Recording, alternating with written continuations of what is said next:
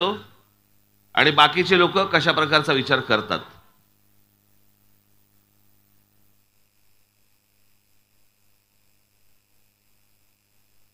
दोन 2019चा निकाल लागल्यानंतर लोकांनी शिवसेना भारतीय जनता पक्षाला मतदान केलं, कारण त्यांना काँग्रेस राष्ट्रवादी नको होती. लोकांनी काँग्रेस राष्ट्रवादीला मतदान केलं, कारण त्यांना शिवसेना भारतीय जनता पक्ष नको होता. अगदी सरळ होतं. निकाल लागल्यानंतर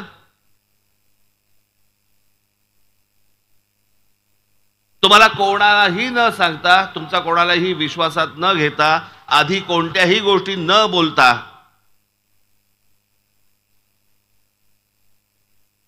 उद्धव ठाकरेंनी सुरू केलं की मला माझ्या गळ्यात मुख्यमंत्री पदाची माळ 2.5 वर्षाची घाला.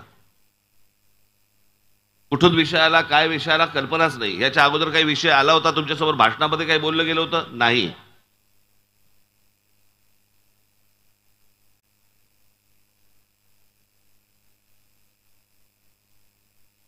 पण ज्यावेळेला त्यांच्या लक्षात आलं की माझ्याशिवाय सत्ता बसू शकत नाही भाजपची, त्यावेळेला पिळायला सुरुवात झाली.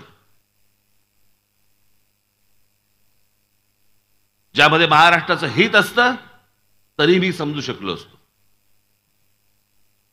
पण करायचं काय होतं? फक्त माझ्या गळ्यात मुख्यमंत्री पदाची माळ घाला. फक्त स्वार्थाचा विचार.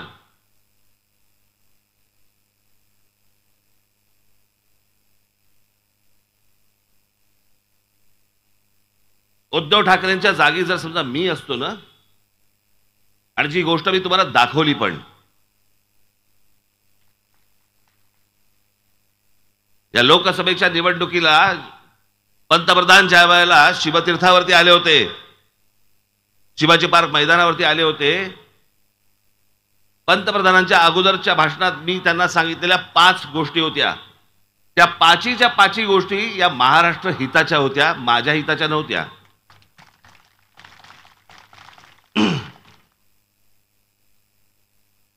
मी त्याला पंतप्रधान सांगितलं होतं की गेले अनेक वर्ष आमचा जो एक प्रश्न प्रलंबित राहिलेला आहे या महाराष्ट्राच्या अस्मितेचा, आमच्या भाषेच्या अस्मितेचा, आणि तो म्हणजे आमच्या मराठी भाषेला आपण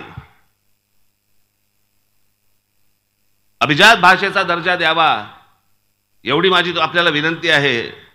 आणि मी आज परत एकदा पंतप्रधानांचे आभार मानतो की आमच्या मराठी भाषेला अभिजात भाषेचा दर्जा त्यांनी मिळवून दिला. इतकी जुनी भाषा आमची. मला तर कधी कधी खोटं नाही सांगत, माझा कधी कधी ऊर भरून येतं. काहीतरी विचार करून बघा की अरे, छत्रपती शिवाजी महाराज आमची जी भाषा बोलायची घरात किंवा बाहेर, ती भाषा मी बोलतो. आमचे ज्ञानेश्वर माऊली जी भाषा बोलायचे ती भाषा मी बोलतो. आमचे संत तुकाराम महाराज जी भाषा बोलायची ती मराठी भाषा मी बोलतो. या महाराष्ट्रात माझा जन्म झाला. डॉक्टर बाबासाहेब आंबेडकर जी भाषा बोलायचे त्या मराठी भाषेमध्ये मी बोलतो. आमचे ज्योतिराव फुले जी मराठी भाषा बोलायचे त्या भाषेमध्ये मी बोलतो. मी मराठी आहे. अहो, याचा आपल्याला अभिमान असला पाहिजे.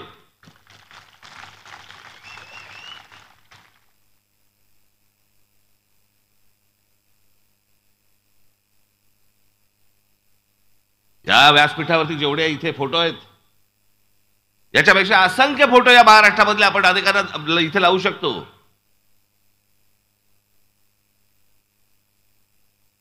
आणि ही जी आपल्याकडे श्रीमंती आहे ना, ही श्रीमंती देशाच्या कोणत्याही राज्याकडे नाहीये. ती श्रीमंती फक्त आपल्याकडे आहे.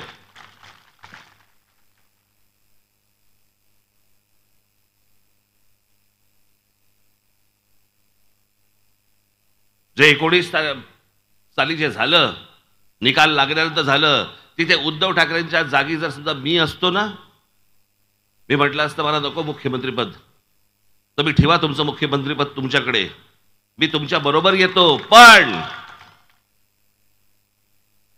मी सांगीन त्या गोष्टी माझ्या महाराष्ट्रामध्ये झाल्या पाहिजेत.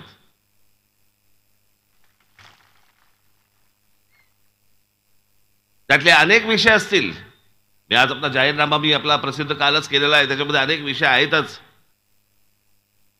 त्या अनेक विषयांपैकी मी एक विषय सांगितला असता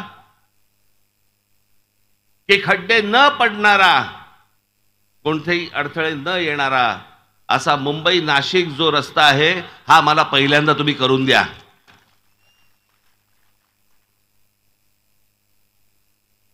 ज्या शहराकडे जाणारं दळणवळण साधनच जर कमकुवत असतील त्या शहरामध्ये लोक येतीलच का? प्रगती होईलच कशी? आज पुणे जिल्ह्यामध्ये इथे इतक्या इतक्या इंडस्ट्रीज आल्या, इतके इतके उद्योग आले. कसे आले? ज्यावेळेला रस्ते चांगले झाले, मुंबई पुणे रस्ता चांगला झाला, दळणवळणाची साधनं झाली.